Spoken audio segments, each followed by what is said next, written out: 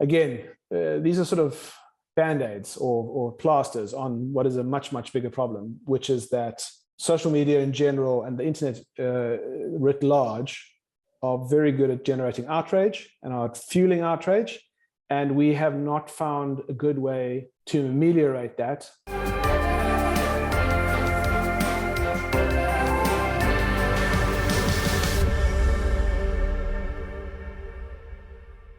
How do we solve the problems of political polarization and tribalism? Well, somebody who has been giving some thought to this is Alistair Fairweather. He is a writer and a communications consultant based in Cape Town. Alistair Fairweather, welcome to the show. Welcome. Thank you. Thank you for having me. So, Alistair, you've written a piece, which we'll link to in the description below, bemoaning some of the problems with political tribalism, particularly as you've experienced it on Twitter. Mm-hmm. And my colleague, Terence Corrigan, often calls Twitter a pox and a plague, and I think he's onto something. But do you care to share some of the reflections that you had there and some of your experiences on that platform? What are you observing? So Twitter has become very toxic. That's not going to be terribly surprising to a lot of people watching this right now. But the particular toxicity that's been bothering me, I'm a sort of an ideas guy and principles guy. And by that, I mean that I actually care about arguing about the actual underlying thing that should be the as far as I'm concerned, the topic, whether it's democracy or freedom of speech or one of those sorts of things. And that is not what the two big tribes at the moment tend to want to talk about. They tend to want to twist the conversation to suit their own ends. And there's a kind of a win at all costs ethos going on, which is subtly different on each side.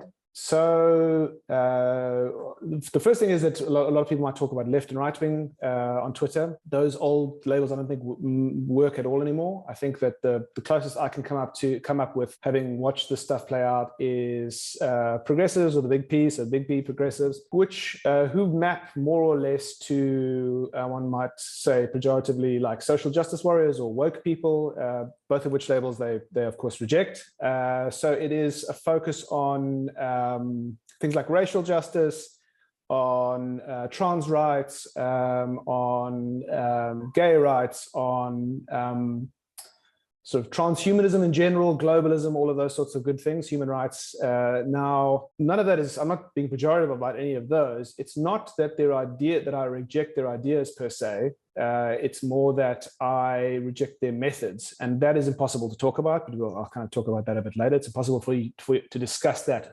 easily with such folk. On the other side are not the right-wing people, but the reactionaries. And I mean that in the oldest possible sense, which is they're reacting to change, which they dislike. And so, especially in South Africa, especially with South African white people, but there are many Black South African reactionaries as well, they will reject the label of right-wing, because they kind of think Eugene to Blanche, and that's what you're calling me a right-winger. But in many respects, they map to some of the old school conservative ideas, but they, in other respects, are much more like the sort of nativist populist movements of the early 20th century. And I mean that both on the left and the right. So both the socialist populists and the likes of the NSDAP and the fascists. And I don't even really mean, they're a bunch of fascists as an invective. I'm just noticing that the things that they value in ethnicity, family unit, together, cohesiveness as a nation, these are things that, and obviously above all things, rejection of anything that the other side are wanting, because that other side want to erase them from history. That's how I sort of see the reactionaries playing out. So those two groups of people, first of all, those tribes have very, very powerful gravitational force. In other words, they tend to drag conversations towards them and drag people into their orbits. And I don't even mean that in a malicious way, or in the sense that there are bad actors out there, although there are many bad actors. But that's just in general, people are currently predisposed to join one of those teams and to rail against the odiousness, the inherent badness of the other side. And both sides have flaws and issues that make that, if viewed through a specific lens, do render them odious or even evil. And so what you've got now is a very difficult situation where, if you want to be a moderate, if you are, as I am, a sort of wishy-washy moderate and a centrist, and you want to talk about, okay, well, what are the practical implications of what you're saying? Is it really true? And how do we roll this out to the municipalities? That's impossible to do, because if you question any of the doctrine, that's particularly true of the progressives. They are very doctrinal. But if you question if your loyalty is in question as a reactionary, that's the other side of the coin, then you are immediately dismissed and either insulted or cancelled, or any of those things. Any of those mechanisms, those social shunning and calling out mechanisms, and that makes kind of conversing about specifically important topics where there have to be trade-offs impossible. And the whole point of conversation is to make trade-offs so that we don't, there are two ways that human beings have evolved to interact with one another. The one is conversation, that's the newest one, and the other one is violence. Those are the only two methods we have, literally. So we're currently in the process at scale of breaking our ability to converse with one another. And that really worries me quite a bit. All right. Well, Alistair, you referred back to the early 20th century and the populists, and that leads me to my next question. I mean, is this necessarily a new phenomenon that we're seeing, or is this just the latest manifestation of an aspect of human nature which is inherently tribalistic and combative? Yes, I think it's sort of, everyone thinks that their own time is either the most exciting or the most terrible, or some combination of these things, that the most change is happening. And I suppose we can't really reach back into the Middle Ages, but maybe there were times there where someone was saying, "Oh, the new plow, it's revolutionizing the world."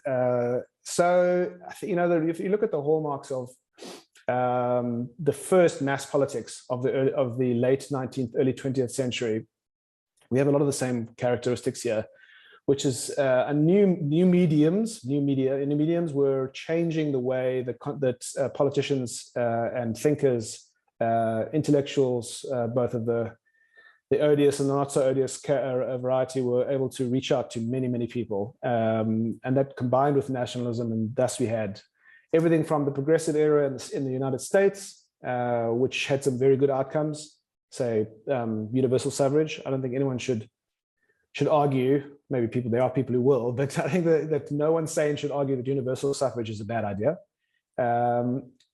So that was a great outcome of the progressive era, but the progressives were also very doctrinaire. This is the first wave of progressives, very doctrinaire, very unforgiving and unyielding.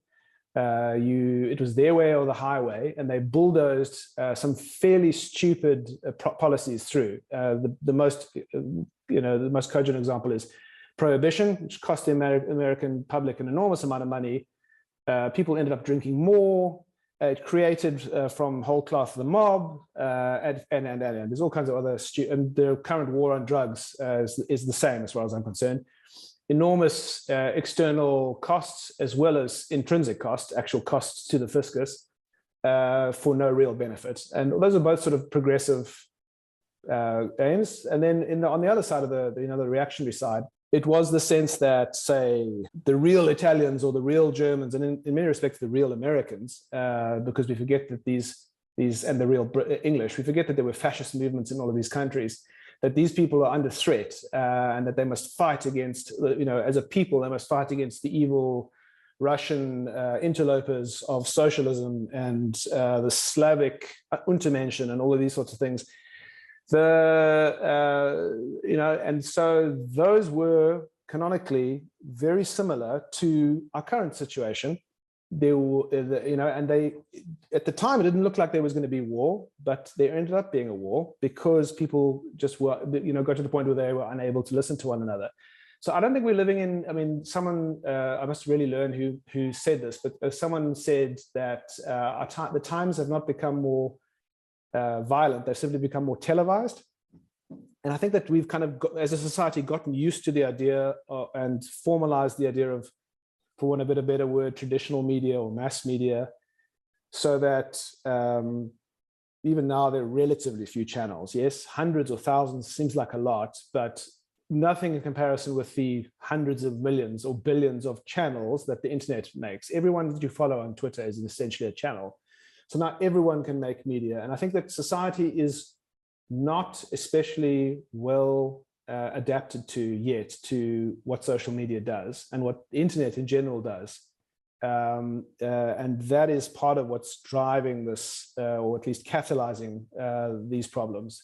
So I think that basically it's the world is not worse than it's ever been before, or even at its most polarized. If we think about the 1960s, in the middle of the 60s, I think it was 67 or 68, a whole lot of students got shot to death at an American university. And there were several other deaths around that time because of the protests against the Vietnam War. That stuff hasn't happened much in this era, although I suppose with the BLM, there were definitely deaths. The Black Lives Matter protests, there were definitely deaths. So we came out of that as a world and as a liberal democracy, came out of that dilemma and stabilized again, more or less. And I'm sure that the same thing will happen this time, hopefully without a world war or any serious conflict. But yeah, this polarization is not new per se, but there is the catalyzation of social media does make quite a big difference. It does spread the ideas faster, good or bad. And I think what many people necessarily who are outside of the social media bubbles don't realize is that the algorithms play a critical role in the way in which ideas are disseminated and distributed. And those are not neutral platforms per se. They play a role in amplifying some of these tendencies towards groupthink, towards gravitating to the ideas that resonate with you. That might be a good commercial model for those platforms, but there's some pretty big negative externalities that emerge out of that. Yeah, and they were very difficult to spot, to be honest. They were not the things that people were really worried about at first, and the reason that they're difficult to spot is because algorithms that appear to be neutral are not. And so what these guys have done, these big tech guys, is they've made giant, in many respects, artificial intelligence machines, which say, find more attention for me. Make sure that you get more of the attention that I crave so that I can sell advertising around it. And that, and what the algorithm has then done is it's found in a very neutral way that people are more likely to return to the platform if they are angry. What the platforms do now is that they predispose messages that cause people to be angry to be highlighted. And human beings are, human arousal, I don't mean sexual arousal, I mean arousal in general. Anger is a very powerful mechanism. And if you are already unhappy about change in the world of some kind, whether you're a reactionary or a progressive, and you feel that the world is in a state that is antagonistic or antithetical to your own well-being and to the well-being of your people or your ideas, then you're going to latch on to people who either say things that you very much agree with, which are negative messages, or attack people who are spreading, the heresy against your peoples. So what you've got is, and this is in some respects worse than them setting out to make hate magnifying machines, because they would not have done that, I think, quite as well, is that you have made giant artificial intelligences which are completely valence neutral. They don't know that they're magnifying hatred for advertising dollars, but that is what they are doing. And this, to a degree, could not have been predicted up front. And even if it were predicted, it would have been poo-pooed, and I'm sure it was. However, what one can say is that now that it has been predicted, or it has been borne out, not predicted, now that it has been borne out by the reality on the ground, that in general, the big tech guys, having designed their system around that entire infrastructure and framework of everything, that's how they make their money. That's how they drive additional users. That's how they get people to come back, et cetera, that it's very difficult for them to disentangle that from the mechanisms that keep them running. And also they have no incentive to do that. So you have They move very slowly in terms of, but you can actually see that people, many people, millions, if not hundreds of millions, have decided that the toxicity of those platforms is, and all of the other negatives, privacy invasion, et cetera, that they're actually leaving. So Facebook, although they are very, they tend to be very secretive about how many users they actually have, it's fairly clear to anyone who's paying any attention that the number of users they have is falling quite rapidly. I think they were forced to report in their latest numbers that for the first time in a quarter, they did not grow. But I think that as is often the case with change in big systems, what's happening is that in some developing markets, they were still growing enough to offset the people abandoning their platform in more developed markets, and now the number of people that they can still recruit is growing smaller and smaller. So I don't know if that makes sense. Okay, but also the technology companies are implementing rules of conduct, community guidelines, etc., that are, in my view, quite prescriptive about what kinds of ideas are allowed to be spoken about. Seemingly this is driven by a good intent to kind of improve the means of communication, the way in which people exchange ideas. But actually what ends up happening is it has the stultifying effect that and a chilling effect that it actually prescribes certain speech as being verboten and others as allowed. And I think that that's also a negative development. So the real solution would be to somehow, and this is easier said than done, would be somehow build from the ground up something which didn't predispose people towards anger, and find another way to make money that didn't revolve around encouraging this sort of anger. And as you say, what they've kind of done is put band-aids on. In their very limited defense, one should never defend companies worth the better part of $1 trillion, because really they are entirely responsible for the outcomes in the end. But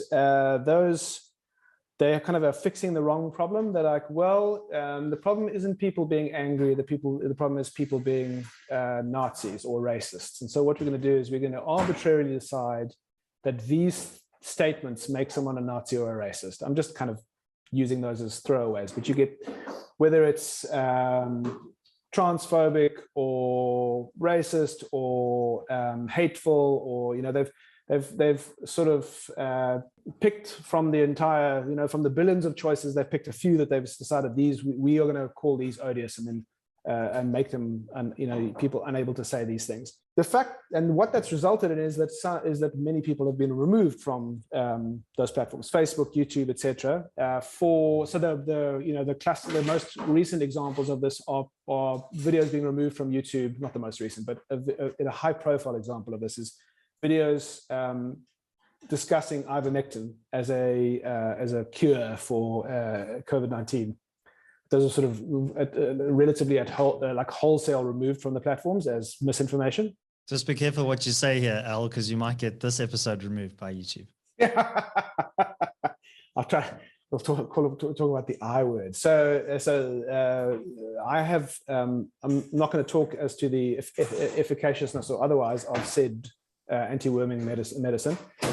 The point is that it was an arbitrary choice. And I don't mean arbitrary in the sense of like that they hadn't thought about it, or that, it's just that when you try to focus your efforts at making your platform less hateful or less misinformational by pointing at specific, at fairly broad topics and saying, let's just remove all of that because that's the way we won't be in trouble, because that topic is giving us trouble in the press, so we'll just remove all of it. It's a band-aid. And so, as you say, what you get is you get a combination of a stultifying, chilling effect on speech, which I'm, with some exceptions, completely against, while at the same time not fixing the underlying problem, which is the hate machine, or the misinformation. What anti-vaxxers began to do on Facebook was they began to use coded language, literally coded language, and talking about dance partners and with someone had their vitamins, and there was a whole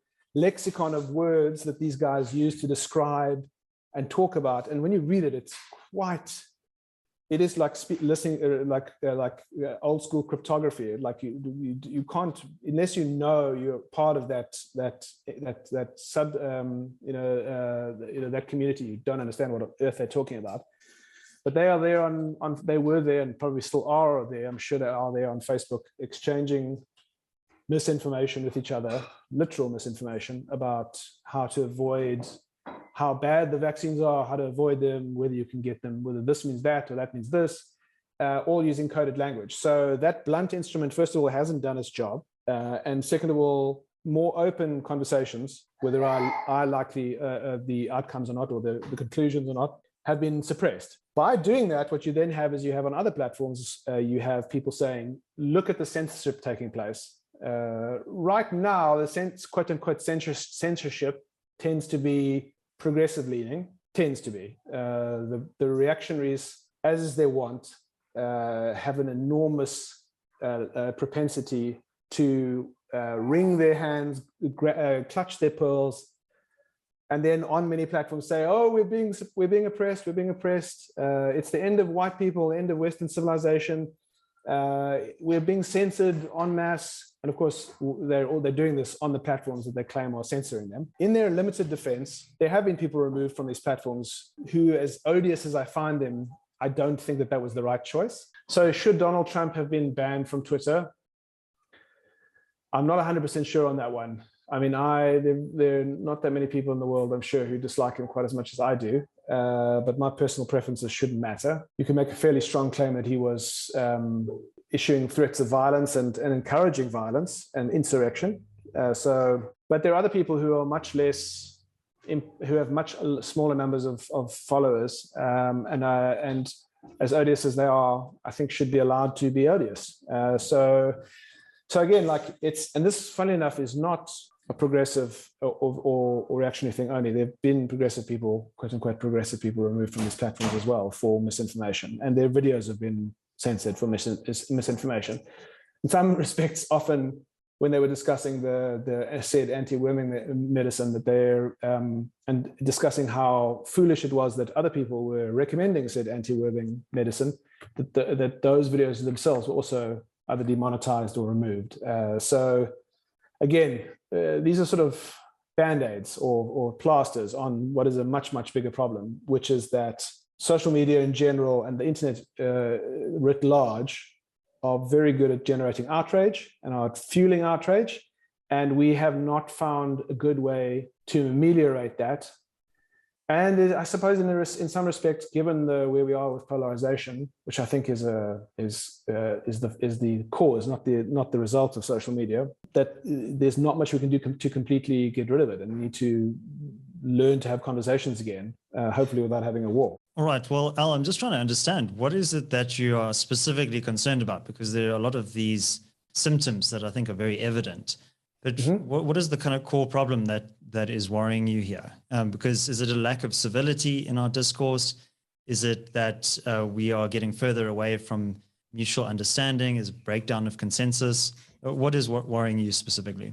Well, it's really breakdown of consensus more than anything else. So civility is because of my personal nature, which is in favor of people pleasing and being liked. I'm very, I wish everyone would like me, so I like civility as long as it's applied to me. But if I get grumpy with someone, I become uncivil very quickly. So I think civility is the wrong measure. Saying if we were all just nice to each other, an idea which I've explored before, and I realize is kind of naive. The bigger problem for me is that consensus can be stultifying, but there needs to be some ability to discuss. There needs to be some middle ground where we can talk about the municipality. Otherwise, we will reach a point, and I don't know what that point would look like. We will reach a point where violence becomes more and more common. And that happened, again, we go back to the beginning of the 20th century. That happened in Spain and resulted in the Spanish Civil War. that happened all over Europe. It resulted in the First World War and the Second World War. And more people's in that part of that time in history, mass media was able to transmit all kinds of awful messaging, fascist, very violent, socialist, all sorts of messaging, and that reached a lot of people and got their blood up. But there's nothing quite like social media, which is in your hand, 24/7 if you want it to be. So the real problem for me is, maybe the best way to talk about this problem is to talk about a concrete example which I encountered. And this also speaks to the way progressives and reactionaries think about a topic and how difficult it is to even discuss. So right now in the States, I'm sure that anyone who's paying attention to this stuff and cares about these sorts of things will have noted that several states want to pass laws which essentially forbid educators from teaching topics related to LGBT stuff, including, and most specifically, the thing that's really freaking people out, particularly the reactionaries, is that they believe that educators are, and they use the word grooming, which they use for a specific reason, grooming kids to become trans, to decide, actually, I need to take the hormones to stop myself developing because I'm really I may have been assigned male at birth, but really I'm female. So, but at the same time, these laws also have some basis in the fact that it seems that many educators are withholding curricular information and, in fact, withholding personal information about children. Children are going to educators and saying, I'm trans, and then the educators are saying, that's fine, we'll keep it from your parents. And kids as young as 3, 4, 5, 6 are being kind of taught about gender identity. Now, my personal perspective is that a kid of 6 is probably a bit young, and that unless there's a situation of abuse, that there's no way a teacher in a school, public or private, should be empowered or feel that it's justified to withhold information from parents intentionally, whether curricular information or information about the child's well-being. I just think that that's an insane proposition. Now, I'm right in the middle there because I don't agree with in any real respect, with the reactionary opinion on this, which is more or less trans people are not really trans. And it's all just a mental illness, which is exactly what they said about gay people. And what these crazy trans teachers and gay teachers are trying to do is they're trying to infect and groom kids to become fellow weirdos and ruin society. Western society will fall as a result. And of course, embedded in all of that is that reactionary viewpoint, right? Which is that they're out to get us, they're out to get the kids, they're out to destroy our culture. So I reject essentially all of that stuff. But what I don't reject is the testimony and accounts of conservative parents saying, I found out from my kid that when they were 7, that when they were 5, they were taught that being trans is good. The problem is that on the progressive side, if you say, this seems odd, I don't think it's a good idea to withhold. I don't like anything about what this conservative father has said. I disagree with him about trans people being real people and needing real rights. I think all of that is nonsense. I disagree with his religiosity. I disagree with this, that, and the things. But what I don't disagree with is that you taught his child something without checking with him first.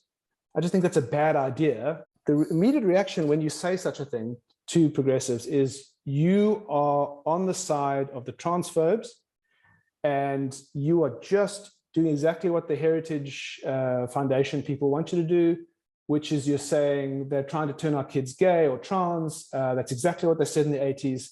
And you are now part of the problem, and you should be cancelled because what you want is to support the people who want to kill trans people. And that is just patently insane. And that to me is, like, in a nutshell, the dynamic between these two. You have one set of people who either really or by the law of adjacency don't think trans people should exist, and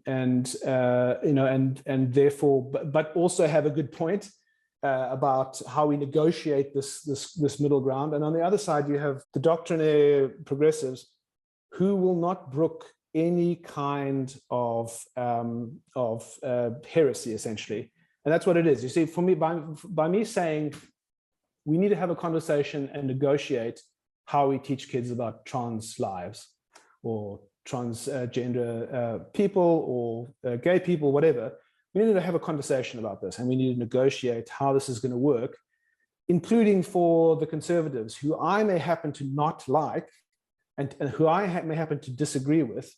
But eventually, if you are the progressives and you say anyone who isn't on the train is a bigot, the number of people you've thrown off the train quickly exceed the number of people who are still on the train with you. And social change comes about by negotiation and is slow. Both of those things are frustrating for progressives, as they are for anyone else. And they're also right. There are really dreadful people on the reactionary side, but these things are spectra. And if we're unable to have a conversation about when should children be taught about transgender issues, at what age, and should teachers be allowed to teach this stuff to children without checking with parents? If we can't have that conversation, then we play right into the hands of the reactionaries if we are progressives. And if you're a reactionary, then you are confirming the progressives' view of you, which is that you're an unreconstructed hate monger. That's like a flashpoint is, what are we doing with the children? And it could easily result in schism and then violence. And that's just one example. And there are endless examples like this. Yeah, and I think also what you're touching on is this breakdown in the idea of the truth. And I think it's very difficult often to fully understand the world and all of the complex forces at play.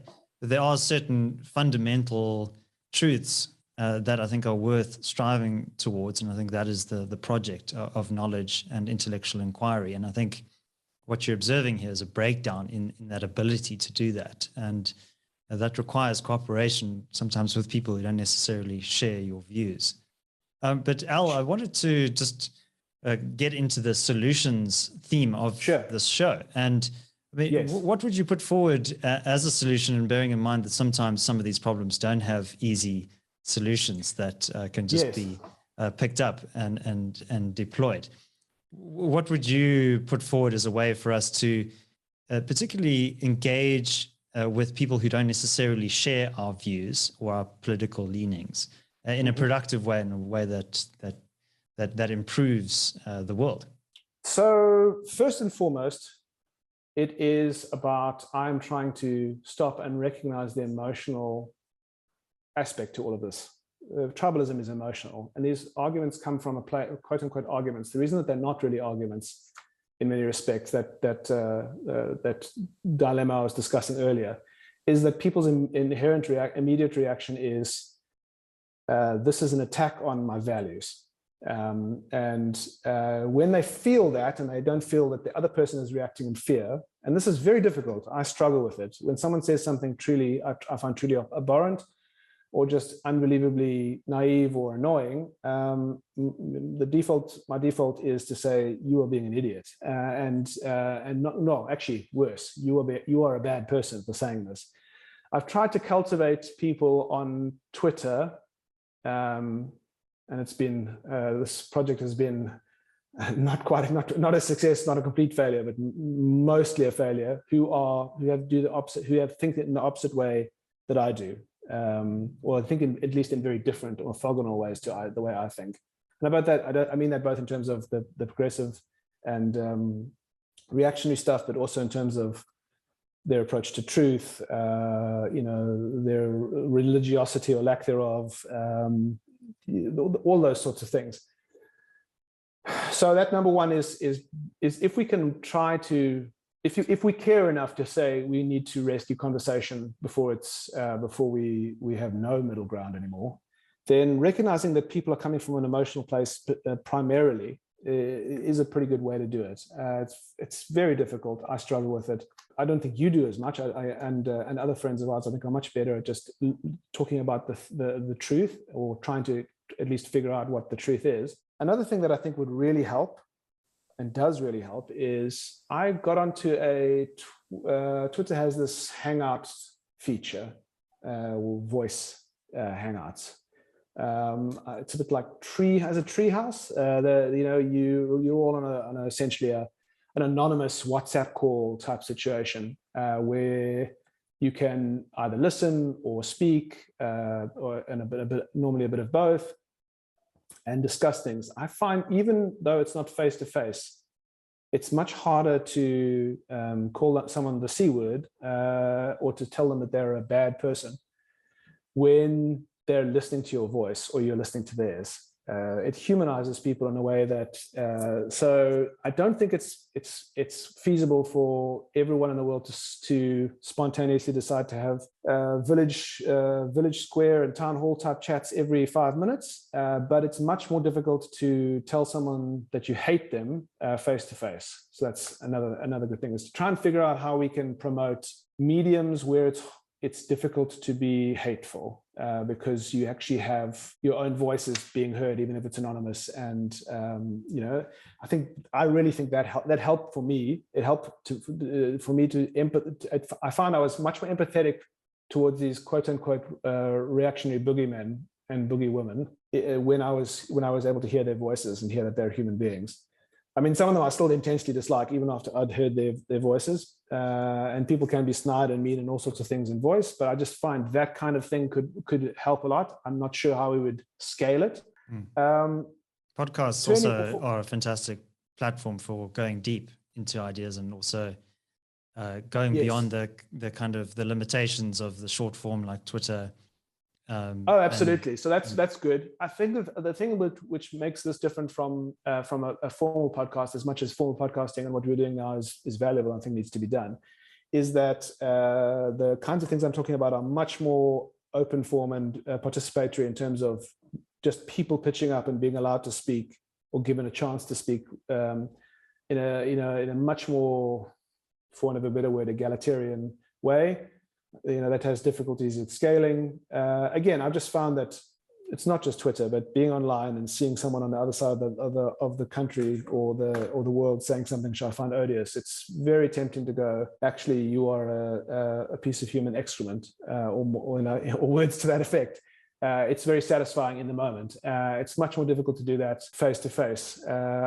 Someone said something about, I really need to learn who these quotes are by, so that I sound at least moderately erudite, but someone said it's easy to say something on Twitter, and much more difficult if you were to get punched in the mouth as a result. So as much as I abhor violence, there's a sort of a truth to that, which is it's easy to be an asshole in 280 characters. Another thing that we could all do is try to disengage from American media, which is deeply, deeply toxic. It is the single most. I'm a Amerophile, if such a thing is. I really like America. I like, in many respects, many Americans for all of their many flaws. But right now, in particular, that country is in such a deeply toxic state, and its politics are so unbelievably divisive. And the media engines that have grown up, online and offline, both the corporatist TV type media and print, and the emerging quote unquote independent media, many of whom just seem to be reactionary racists, but never mind. Those are such powerful accelerants to conflict that when you, and we're all subject to them, unfortunately, when you tap into them, when you are connected to them in any real sense, they will be twanging on the outrage string as hard as they can, because I know that that's what drives people back to read them, to subscribe, to attend their events, to buy their merch, all of those sorts of things. So that would be a good thing to do, would be to do that. But look, nobody is forcing anyone onto these platforms, Al. I mean, I used to use Facebook every day, and about 18 months ago, 2 years ago, maybe even longer, I stopped using it and don't really miss it that much. So Yes. I think there's a sense that like these are the only games in town and you just have to be on there, but it's not necessarily the case. And, just in terms of the platforms that I am on, obviously I'm on YouTube producing a lot of content, and I do use Twitter more as a kind of something to consume. But I think a good rule of thumb is just don't get into pointless arguments with strangers on the internet. I think that will already decrease your anxiety and totally. and will improve your experience on these platforms. Yes. Also, don't assume that that because all you are seeing is pointless arguments, that is the only thing that's happening. All that being said, Twitter is not real life, and neither is Facebook. But the shadows cast by real life are very manifest on those platforms. And I don't think that what I'm seeing on Twitter is just the extremes and does not reflect the underlying reality. For example, I'm quite sure that more than half of white South Africans are pro-Trump. And I don't think that just because of Twitter, but because I can see that many people that I would have assumed to be like me to have been not progressive but moderate, in fact turn out to be pro-Trump. And I can also see that because that it maps to other social movements, such as refusing to get the vaccine. The Venn diagrams of those people are very intertwined. And really what that Trumpism, I don't really care about Trump anymore, or whether you're pro or anti-Trump per se, but it's about the reactionary or contrarian mindset. And what I'm kind of basically driving at here is that if I see knots of people and foci of many people who are in a big, many thousand strong echo chamber, that those are people who are the most vocal person on their personal WhatsApp group with their friends, and that those personal WhatsApp groups tend to be more or less homogenous in terms of their worldview, in terms of whether or not they would be vaccinated for COVID-19, whether or not they're pro, whether or not they think that that climate change is a thing or not, whether or not they think that we're being scammed by the elites, or whether the UN is evil. I mean, we're living in a time now where many intelligent, sensible, caring, loving parents and people and human beings think that the UN is a force for undiluted evil. And I think that is reflected in Twitter. It's not a reflection of Twitter, if that makes sense. So a solution is, as you say, don't be on the platforms. I think that's fair enough. And I think that those platforms probably do make things quote unquote worse. But with the lack of other public squares or town halls, we need to find alternatives, right? As you say, they're not the only games in town. Hopefully somewhere in a basement is some idealistic kid building his or her new idea, which will help us. I think looking for technological solutions is a predisposition of mine, but that doesn't mean it's the right way to go. And I think we need to recognize that these platforms are addictive, and that if we really want to feel better, we need to be aware of that addictiveness and aware of that tendency to make us want to come back and smite the unworthy. And to find alternative sources of meaning in your life. Yes. I think one of the problems with a lot of these platforms is it's giving you this view of the world, and often there's not very much that you can do to change these events that you're seeing unfolding on your timeline, right? So yes, all you can do is when you see the tanks rolling into Ukraine is say, okay, well, I stand with Ukraine, and I've changed my avatar to blue and yellow, but you're not really actually doing anything. So my advice is kind of focus on your immediate sphere of influence. How can you improve your community, the people around you? Yes. And that's something, a constant theme throughout the show is kind of looking at bottom-up solutions as well. Well, I think that there's also instant messaging with your friends my closest community is my old high school and university friends that I'm still close to, and it's us being boys together. And that gives me great meaning. And it helps change. I don't agree with them on all things, but we are all more or less left liberal-ish, old school left liberal-ish people who care about the world being left in a better place for in a better state for our kids, and who care about other human beings and are against the worst parts of the reactionary stuff and the worst parts of the progressive stuff. And that really kind of grounds me. And I think that's a very good point, is to be grounded in your community. And that, again, as I said, the physical stuff, try and physically talk to people in maybe, and people that you, if you can, that you wouldn't normally talk to. So as an introvert, I'm not particularly good at getting out there and talking to people, especially people that I don't know, but it definitely does help when I do accidentally end up doing it.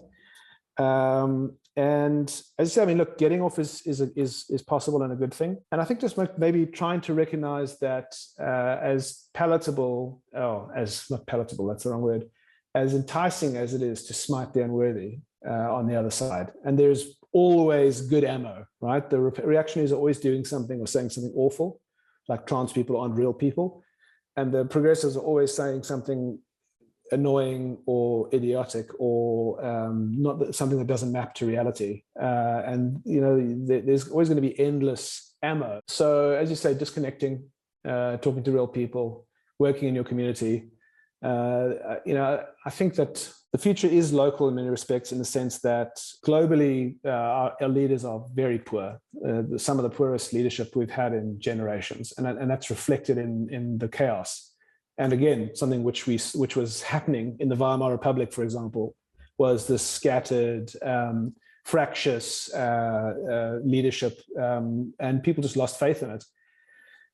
And going back to your community and to the people around you whose lives you can affect, that actually is what works the best. I mean, I've just employed my first employee, and she's wonderful. And working with her and training her has been incredibly good for me, and they helped me to focus on that instead of on Twitter wars, which don't get me anywhere. But at the same time, I think it's worth me paying attention to what's going on in the world and trying to understand why the reactionaries are the way they are, and seeing if I can do anything in my life that would, even in a small way, make it more likely that they would climb down from their pedestal, and the progressives vice versa, so that we can meet in the middle and negotiate what the rest of the century looks like. Because that's really what we have to be able to do. If we can't negotiate what the rest of the century looks like,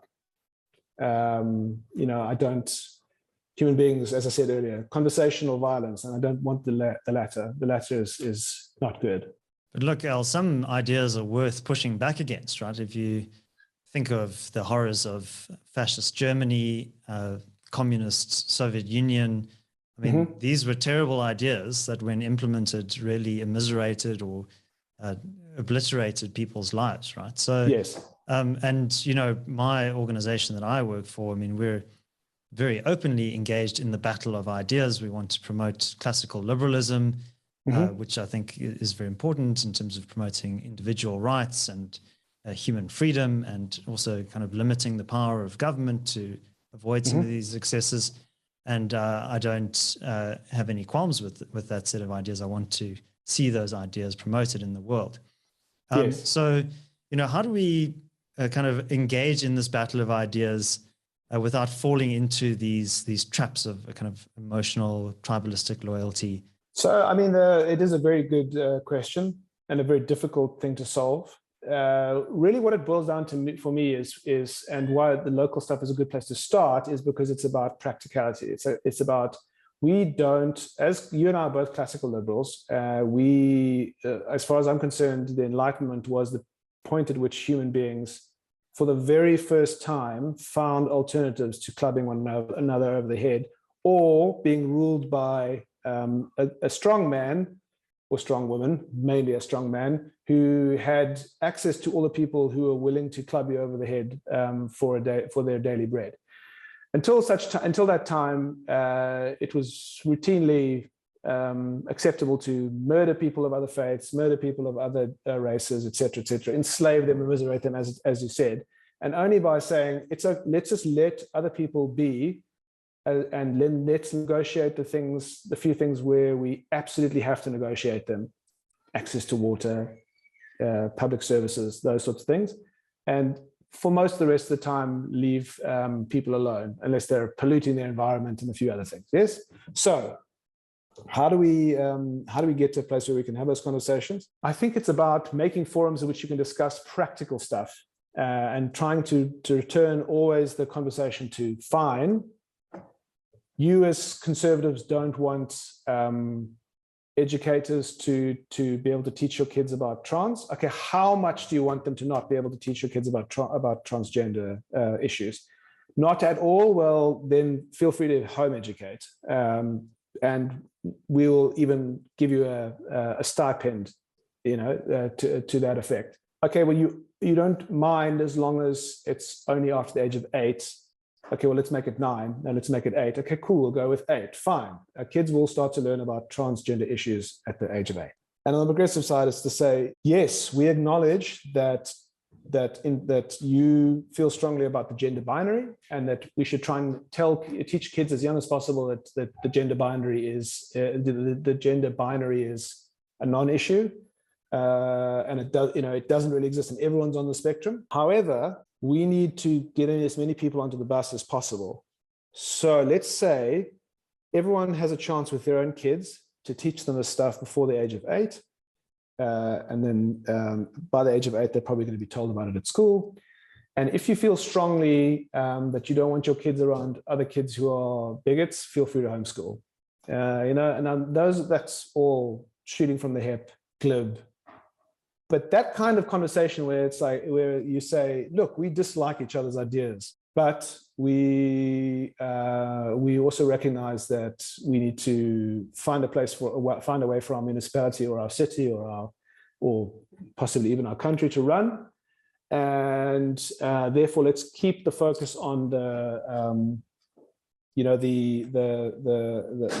practical topics, and try to set aside our emotional responses and try instead to get the thing out of the system that we would most like, and be willing to compromise to the thing which is near as close to the thing that we want as possible. Polarization is an end in and of itself. There is none of the people that are the reactionaries or progressives who really like in the nexus of those communities. None of them really practically are discussing any practical way to change society.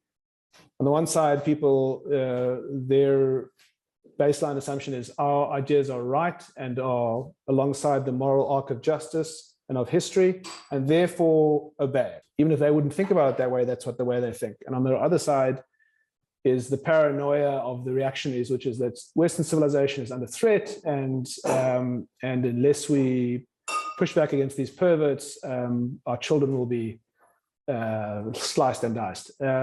And in those milieus, it's impossible to have a conversation. Where there's only 2 or 3 of you at the town council, and there isn't someone in the back shouting "bigot, bigot," it's much more difficult to do that. I think the American system has broken down to the point where you watch these people just debating masks at school meetings, and they seem utterly deranged to me on both sides. So hopefully we aren't at that point yet, but we have to keep trying. I think that the reality is, if more and more of us start thinking, conversation is broken, if we can't even have a decent conversation about, say, convincing people to get the COVID-19 vaccine, you talked earlier about truth not being there's no shared truth anymore. There are 2 sets of truths. And where those 2 sets of truths will collide is at the practical level. Encouraging people to get involved, particularly in South Africa, unfortunately, middle-class people to get involved with community level stuff is I think challenging, because a lot of people feel that the municipality in which they live is so dysfunctional and so riven by corruption and et cetera, that it's very difficult to make it an impact. But I guess we have to start somewhere. Otherwise, we just have to accept, we're just going to have 2 sets of people that utterly despise one another, and then we're going to have to, have a war. That seems like a very bad solution to me. Alistair Fairweather, thank you very much for joining me on the show. Sure, thank you. Thanks for having me. If you enjoyed this conversation and you're watching on YouTube, please do give this video a like and subscribe to the channel. Also leave your thoughts down in the comments section. And if you're listening on your preferred podcast platform, please do subscribe there as well and leave a 5-star review. Also, please share this episode with your friends and family who may find it interesting. My name is David Ansara. This is the Solutions Podcast. Until next time, take care.